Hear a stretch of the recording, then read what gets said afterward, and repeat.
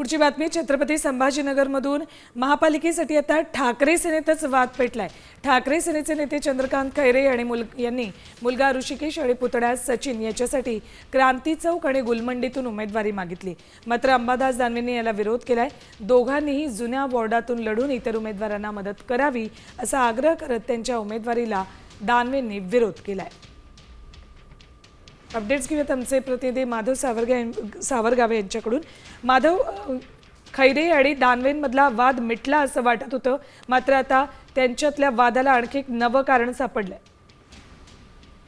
सोना, तू म्हणते बरोबर आहे की या निवडणुकीमध्ये ते तिस्त आहे, कारण छत्रपती संभाजीनगर महानगरपालिकेची निवडणूक ही 10 वर्षानंतर होत आहे आणि 10 वर्षानंतर होत असल्यामुळे प्रत्येक नेत्याला असं वाटतं की आपला पुतण्या, आपला मुलगा किंवा आपली पत्नी किंवा मुलगी महानगरपालिकेवर जावी, निवडून यावी आणि त्यासाठी हे दोघे कंबेर कसले दिसत आहेत। विशेष म्हणजे चंद्रकांत खैरे यांनी 2 तिकिटाची मागणी केली आहे। त्याचा पुतण्या आणि मुलगा या दोघांनाही क्रांती चौक या प्रभागातून उमेदवारी द्यावी असा त्यांनी आग्रह केला आहे। दुसरीकडे अंबादास दानवे यांनीही आपला भाऊ राजेंद्र दानवे याला तिकीट द्यावाची मागणी केली आहे।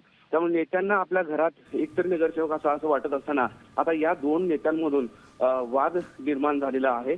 दोन्ही चंद्रकांत खैरे 2 तिकीट मागितल्यापैकी एक घ्यावं आणि तेही मूळ प्रभागामध्ये निवडून लढावं असं अंबादास दानवेंचं मत। ठीक, धन्यवाद माधव संपूर्ण माहितीसाठी। तर आपल्यासोबत आमचे प्रतिनिधी माधव सावरगावे होते।